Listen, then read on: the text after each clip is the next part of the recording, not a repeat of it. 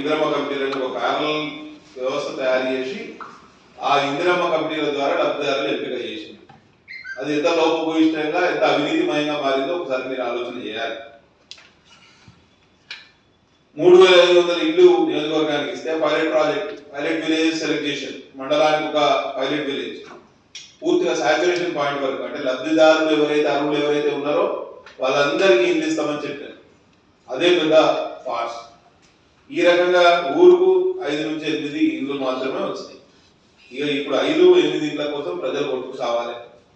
గ్రామీణ ప్రాంతాల్లో పెద్ద ఎత్తున చర్చలు నడుస్తారు. కాబట్టి ఆ విషయాలు మీ ముందు తగ్గించే ప్రయత్నం నేను చేస్తాను. ఇవాళ ఒక రకంగా చూస్తే ఈ వానాకాలం ప్రారంభం సందర్భంగా ఇప్పుడు మంజూరు పత్రాలు ఇవ్వడమే నేరం. ఎందుకంటే ఇవాళ వర్షాలు పడితే నిన్నటి వరకు, అంటే ఇప్పుడు ఈ 4 రోజులు వర్షాలు లేవు, కానీ మొన్నటి వరకు 20 రోజుల పాటు కంటిన్యూస్ గా వర్షాలు.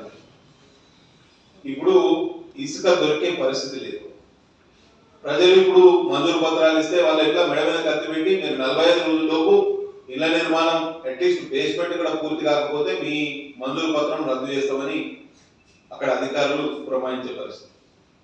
ఇప్పుడు ఇల్లు వీకి పందిరేస్తే వాళ్ళు కనీసం సిమెంట్ పెట్టుకోవడానికి కూడా స్థలం లేదు.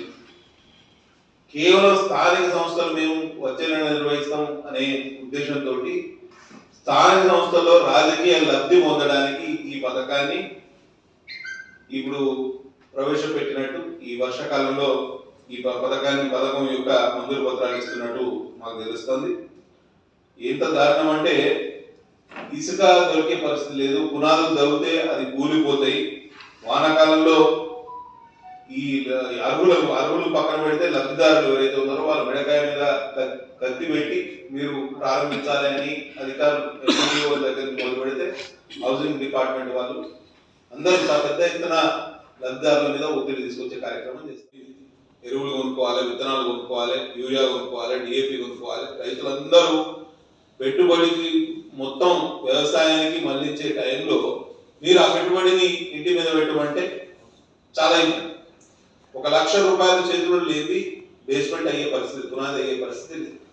కాబట్టి స్త్రీ నిధి రుణాలు, అంటే ఏవైతే డ్వాక్రా సంఘాలకు, స్వయం సహాయక గ్రూపులకు మేము రుణాలు ఇస్తాము ఇల్లు కట్టుకోవడానికి అని గతంలో మంత్రి గారు చెప్పడం జరిగింది, housing minister, housing and revenue minister. కానీ ఎక్కడ అమలవుతుంది? పూర్తిగా రైతులు కానివ్వండి, ప్రజలు కానివ్వండి, వాళ్ళ జేబుల నుంచే ఈ ఖర్చు పెట్టుకోవాల్సిన పరిస్థితి. ఈ టైంలో డిజైనర్